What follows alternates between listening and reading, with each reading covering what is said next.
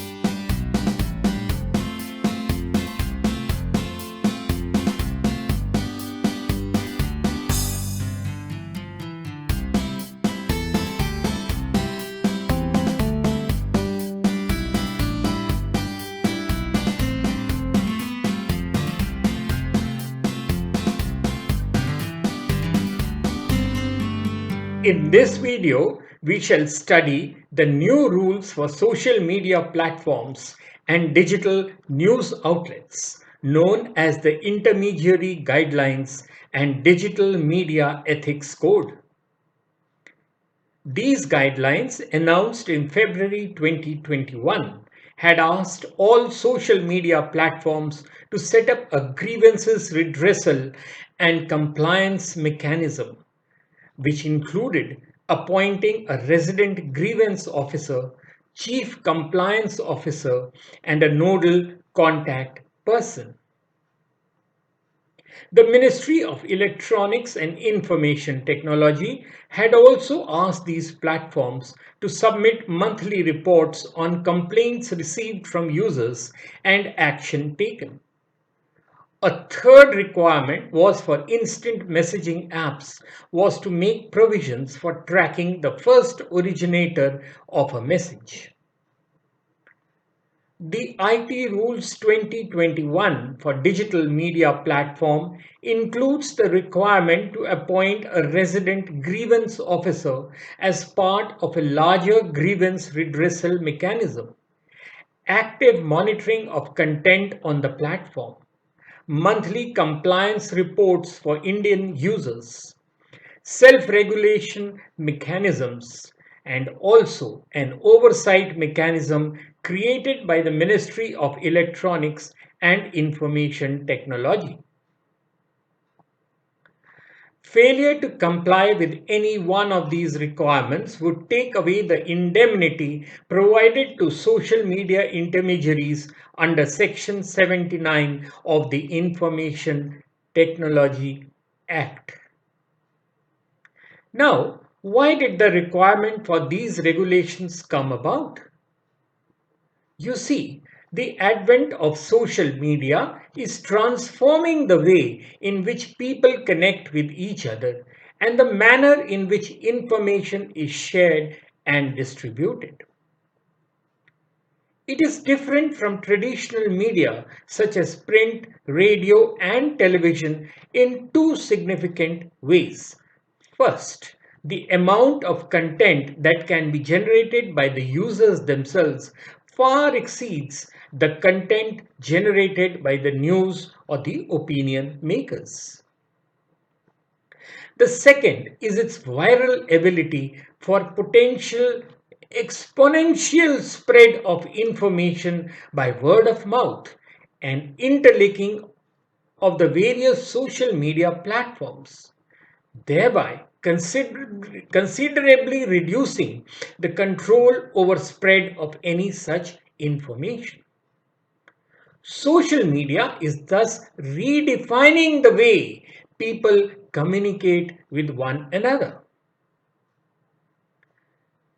Given its characteristics to potentially give voice to all, immediate outreach, and 24/7 engagement, social media also offers a unique opportunity to governments to engage with their stakeholders, especially citizens, in real time to make policy making citizen centric.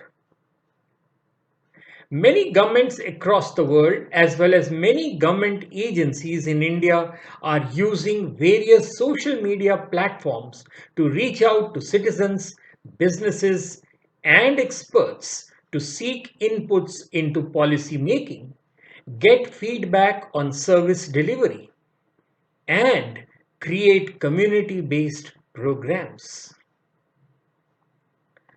Let us have a look at Section 79 of the IT Act. Section 79 says any intermediary shall not be legally held or otherwise liable for any third party information, data, or communication link made available or hosted on its platform. Now, this protection, the Act says, shall be applicable if the intermediary does not in any way initiate the transmission of the message in question, select the receiver of the transmitted message, and does not modify any information contained in the transmission. Now, this means that as long as a platform acts just as the messenger carrying a message from point A to point B without interfering in any manner, it will be safe from any legal prosecution brought upon due to the message being transmitted.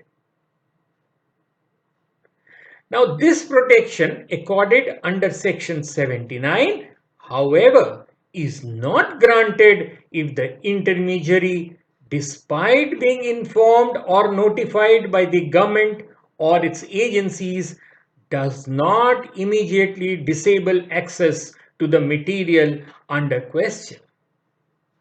The intermediary must not tamper with any evidence of these messages or content present on its platform, failing which it will lose its protection under the Act. Now, why were these provisions for protection introduced? You see, the need to provide protection to intermediaries from actions of third parties came into focus following a police case in 2004.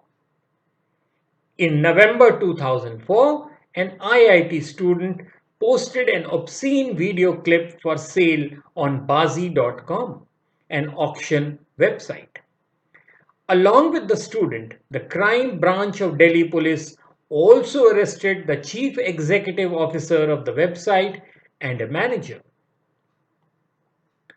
In 2005, the Delhi High Court held that prima facie a case was made out against the CEO and his website. The case against the website was made out for listing of the video clip and its content, which were pornographic in nature, while the CEO was held liable under Section 85 of the IT Act. Now, this section says that when a company commits an offense under the IT Act, all executives in charge at that time should be held liable and proceeded against.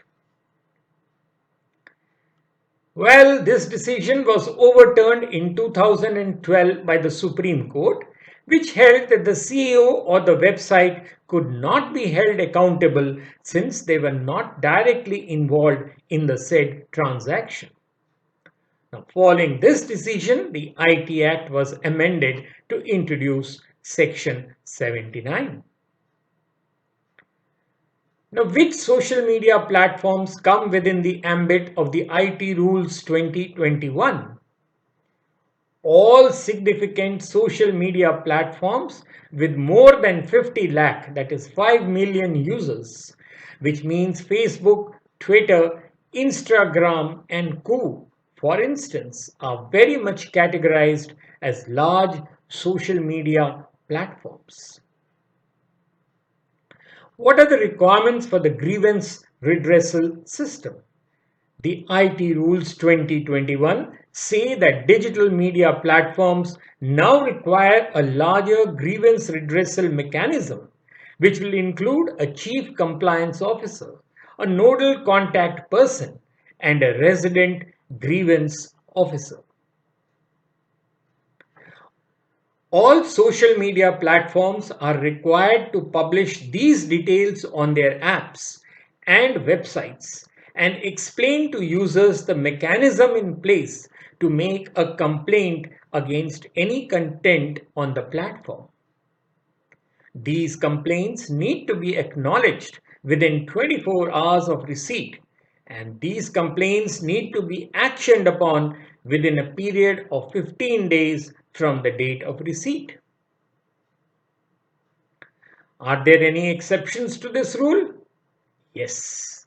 The exception to this rule is regarding what the guidelines describe as any content which is in the nature of any material which exposes the private area of such individual, shows such individual in full or partial nudity, or shows or depicts such individual in any sexual act or conduct, or is in the nature of impersonation in an electronic form, including artificially morphed images of such individual. These need to be removed or disabled access within 24 hours from the receipt of a complaint via the redressal mechanism. The social media and digital media platforms will also require immediate redressal for any government notices or court orders. The new IT rules require much quicker responses to content complaints that are raised, something that hasn't always happened till now.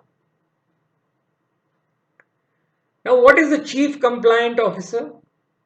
This means key managerial personnel or such other senior employee of a significant social media intermediary who is resident in India. Simply put, this entity in all digital media platforms operating in India must be based out of India. What if social media companies don't comply with the IT Rules 2021? When an intermediary fails to observe these rules, the provisions of subsection 1 of section 79 of the Act shall not be applicable for such intermediary, and the intermediary shall be liable for punishment under any law for the time being in force, including the provisions of the Act and the Indian Penal Code. Section 79 specifically gives digital media platforms such as Facebook, Twitter, YouTube, and WhatsApp legal immunity in a way against liability for posts made on their networks, third-party information, or data. That legal value immunity will be withdrawn if non-compliance becomes an issue. Now, does this change the way you use WhatsApp or Facebook or Twitter? No. There is absolutely no change in the way you regularly interact with any social media platform. As long as you are not breaking the rules of the nation as well as the community guidelines with posts that are offensive or downright dangerous. That, of course, is very much within the ambit of strong action, legal or otherwise. The only difference, in a way, would be in case you raise an issue with the grievance redressal systems of any of these platforms for content posted on by any other user. The resolution will now have to be quicker and the platform will need to be responsive. A new development is that the National Commission for Protection of Child Rights, NCPCR, has filed an FIR against Twitter. The apex child rights body has accused Twitter of giving false information and violating the protection of children from sexual offenses, the POCSO code. During an investigation into a case of child abuse, the Commission found that Twitter had allowed sharing of WhatsApp links which showed child porn, while in another case, rape threats were being given in the comment section below a child's photo on Twitter. Twitter had said that the new rules inhibit free speech, while the government has accused Twitter of defaming India. The Commission has also written to the Ministry of Information and Technology asking them to prohibit children from accessing Twitter till the platform is made safe for children, till Twitter brings to notice to authorities all instances of children being threatened on the platform. This is not the first time that Twitter has been accused of facilitating child abuse. An Australian academic has said that the microblogging site promotes pedophilia and encourages talk about abuse of minors. In 2019, UK-based Internet Watch Foundation revealed that nearly half of the child sexual abuse content in the social media space was being shared openly on Twitter. Twitter's March 2019 policy on child sexual abuse says that any discussion on attraction towards minors is permitted, provided they don't promote or glorify child sexual exploitation in any way. A day after Twitter pitched for a constructive dialogue with the Indian government, a petition was filed in the Delhi High Court against the microblogging website over non-compliance with the said policy. The petition says that Twitter must perform its statutory and executive duties as a significant social media intermediary. WhatsApp, on the other hand, has sued the Indian government over these policies as would have to break its encryption in order to comply with certain aspects. WhatsApp has particularly raised objection over the clause that requires social media companies to share details of the first originator of information when authorities demand it. India's new social media rules could be emulated by other countries such as the US, the UK, and Australia, according to experts. These countries have been pressing social networks to take responsibility for content on their platforms, besides wanting tighter data handling practices. India is among the top 3 internet markets with close to 700 million users, and its digital policy making is being followed closely. If companies accede to government diktats in India, they just cannot refuse to do elsewhere. India's ban of Chinese short video app TikTok had been cited in the US executive order seeking a similar halt on the company. The new intermediary liability rules mandate social media companies with over 5 million users in India to not just enable traceability of end-to-end encrypted messages, but also establish local offices with senior officials to deal with law enforcement and user grievances. They also have to alter their interface to clearly distinguish verified users from others, apart from setting up automated tools for content filtration and informing users if their accounts have been blocked with explanations. The new rules are part of a global shift following the mass shooting in New Zealand that was live streamed by the gunman on Facebook. The Indian rules are the first concrete step taken by a big nation to have a decisive policy for intermediaries and their liabilities. Rules like the present ones help strengthen national interest and cyber sovereignty of countries, give governments much more control over how the data of their citizens is handled. It also gives them a way to govern companies which are generating revenues from users from the country. Messaging apps such as WhatsApp or Signal will likely have to dilute end-to-end encryption to trace the first originator of flagged messages, which some experts say violate freedom of speech and expression and privacy. The open internet is fundamentally based on the principles of interoperability and common standards, which may begin to fragment under these rules, say some other experts. Some provisions, such as those enabling traceability of encrypted content and automated filtering, are fundamentally incompatible with end-to-end encryption and will weaken protections that millions of users have come to rely on in their daily lives.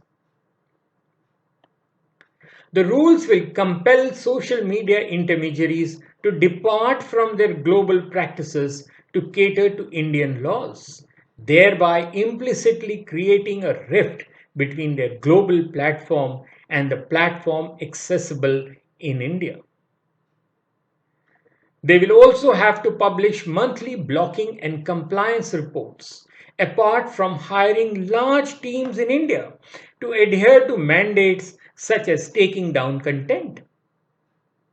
They may also have to alter their technology architecture to build in automated tools to weed out content related to rape, child sexual abuse, or conduct. As most of the bigger social media intermediaries have their headquarters in the US, the most keenly watched is Section 230 of the 1996 Communications Decency Act of the US, which provides internet companies a safe harbor from any content users post on these platforms. Experts believe it is this provision in the US law that enabled companies such as Facebook, Twitter, and Google to become global conglomerates. Like Section 79 of India's IT Act, Section 230 of the Communications Decency Act states that no provider or user of an interactive computer service shall be treated as the publisher or speaker of any information provided by another information content provider. Now, this effectively means that the intermediary shall only be like a bookstore owner who cannot be held accountable for the books in the store unless it is proven that there is a connection between the writer or publisher of the book and the bookstore owner. As of now, it is an intriguing situation between the needs of privacy and national security and decency. Let us wait and watch as the situation unfolds. Well, that's all from me in this video. This video is based on the information freely available on the internet. No originality is claimed for the same. The intention of this video is only to prepare candidates for answering examination questions on the subject and not for any financial gains. Do like and share this video and do subscribe to my channel now so that you do not miss out on my previous or future videos. Till later then, cheerio.